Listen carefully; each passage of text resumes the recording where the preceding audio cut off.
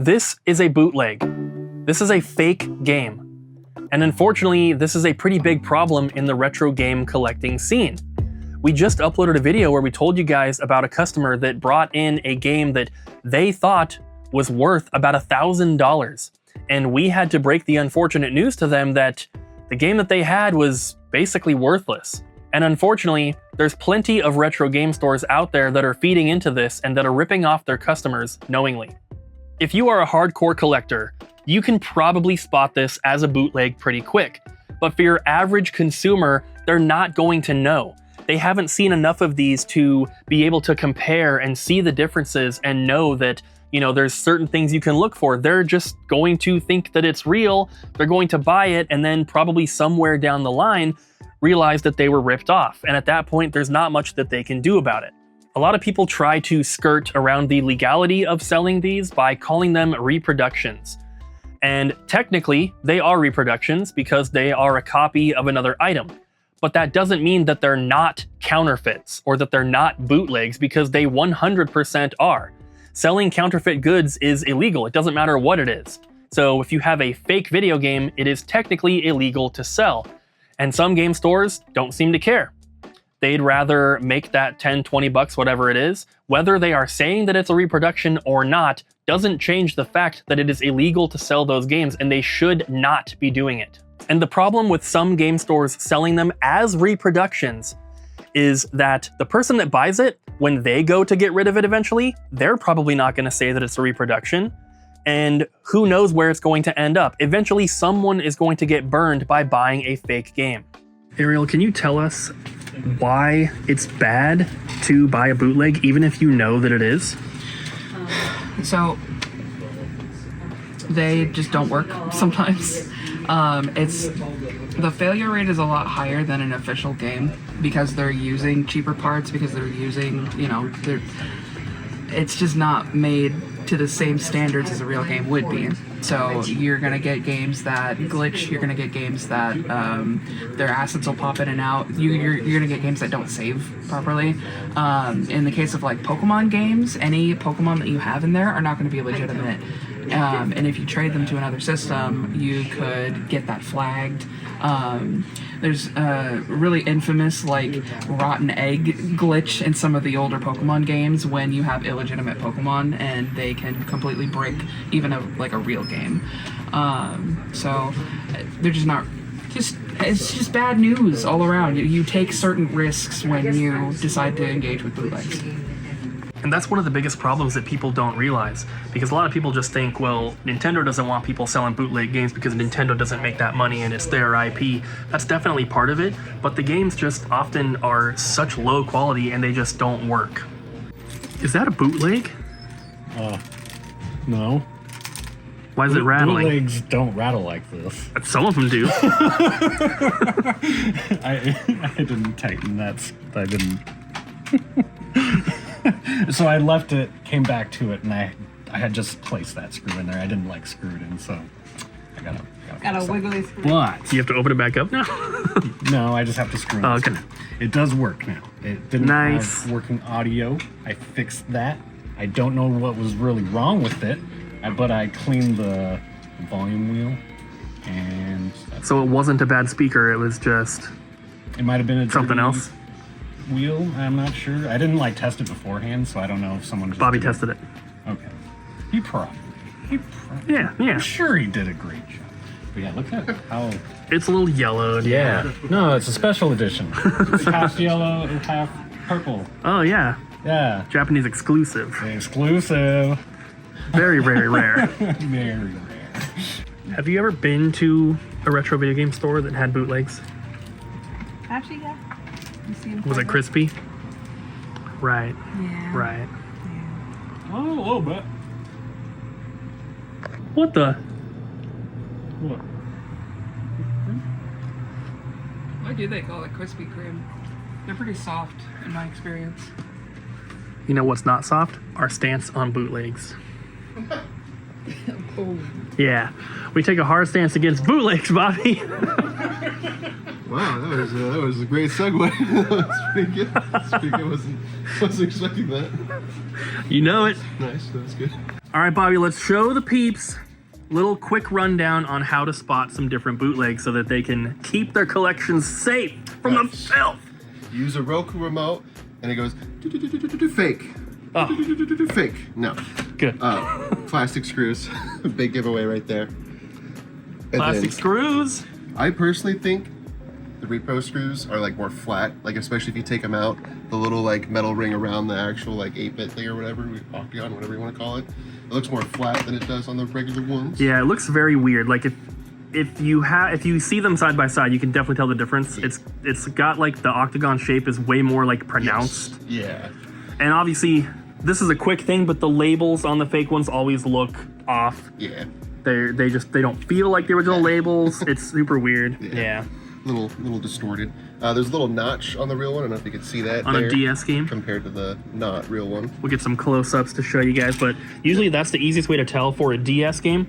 Like sometimes, obviously, the label can be off or blurry, but that little notch on the top, I've never seen a bootleg with the notch. Like Platinum's just blurry even when it is real. Yeah. But silver, it's really easy to tell on this one. I mean, you just look side by side. It just says game on the top, and Yeah. not all of them do that, but usually the fake ones don't have the actual like silver coloring. Like it's usually just a flat color. Obviously the label is completely different. It's got green on it. There's no sparkles. There's no sparkles in the silver. And then big thing with these ones, there's a little, Cooper get a better clip on it, but there's a little stamp of a letter and a number on there. And then on the back, on the top there, you got the little 4 on the circuit board, little 4 squares. Yeah, the fake ones don't have that. So you can see it right there. And you don't see it over there. But also the label is just completely off. This is obviously a Japanese copy, but still, I mean, this does not look like the original at all.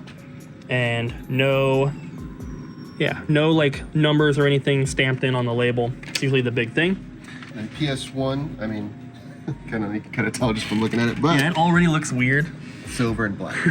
All PS1 discs are black on the bottom. Yeah, not like PS2 where there's like 4 different ones. Yeah. Usually fake PS1 games are just like a burned CD or something like that, so they're gonna have that like silvery bottom.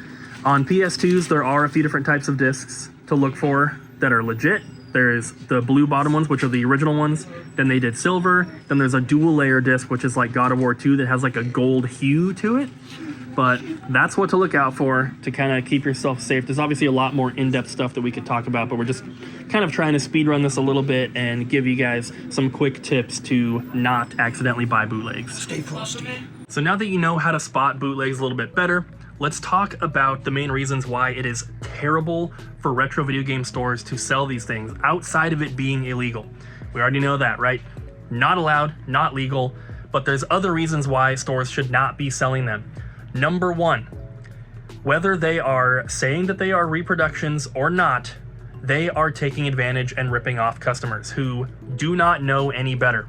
Even if you have it labeled as a reproduction, your average person may not know what that means. They just see, oh, Pokemon $20, that's way cheaper than I see it for on eBay. That's awesome. And you're still taking advantage of people. You're still ripping people off. And if you're not ripping off that direct customer, maybe they do know.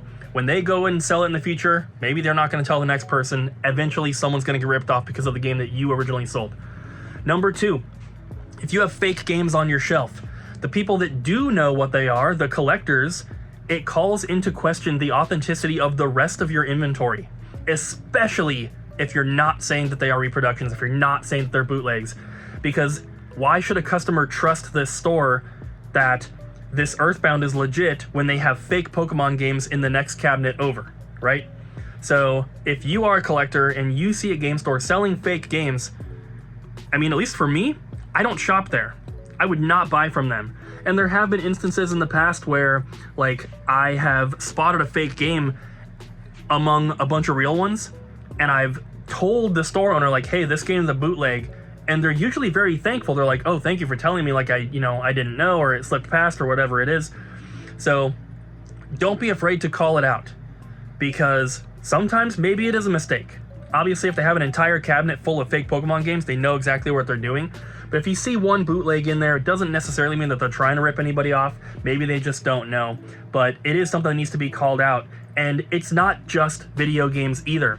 There are so many fake items out there. Fake plushies, fake keychains, fake whatever.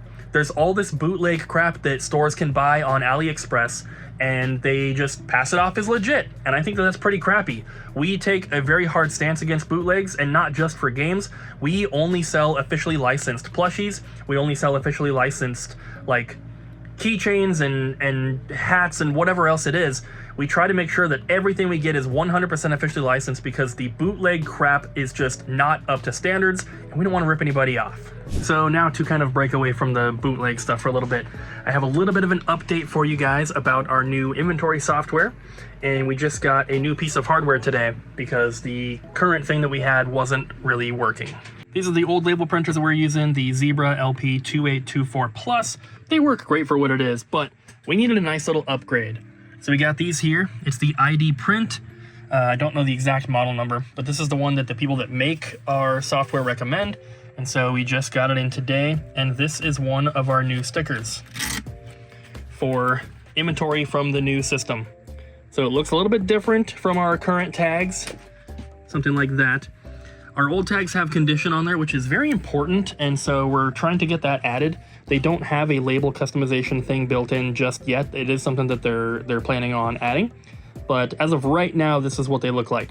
Where it says Nintendo DS, that is something that we're going to be able to edit, and we're going to utilize that to put brand new battery on games that have batteries, and then that is a visual sign for us.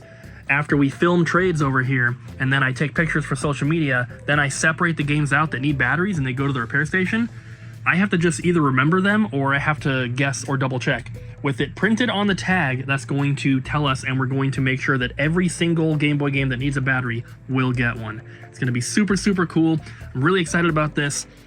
One of the best things about Trade Post, which is our new inventory software, it's web-based, and so I have a second printer here that I'm taking home. I can log into the inventory from home or from my phone, and I can work. I don't have to be at the store like I do with GameSmart currently. So that's going to be a huge upgrade, and I can't wait to get home tonight and start entering more inventory. And I guess while these are set up here, before we start our Whatnot stream, I'll show you guys a couple new releases here. Story of Seasons Grand Bazaar. We have the premium edition for Switch 1 and Switch 2. We also have the standard edition there for both. And then Funko Fusion for Switch 1 and Kirby Forgotten Land Star-Crossed World for Switch 2. So those all just came out. We just got them today. Also, Metal Gear Solid Delta Snake Eater. We sold out of the PlayStation version already, so all we have left is Xbox. But pretty cool stuff. They are all available now. Alright guys, thank you for watching today's video. Hope you enjoyed. Hope you learned something about some bootlegs. Oh, I have a fun fact to share before we leave. What is it? Did you know that Home Alone has a different name in Australia than here? It's Harmalard. Bye!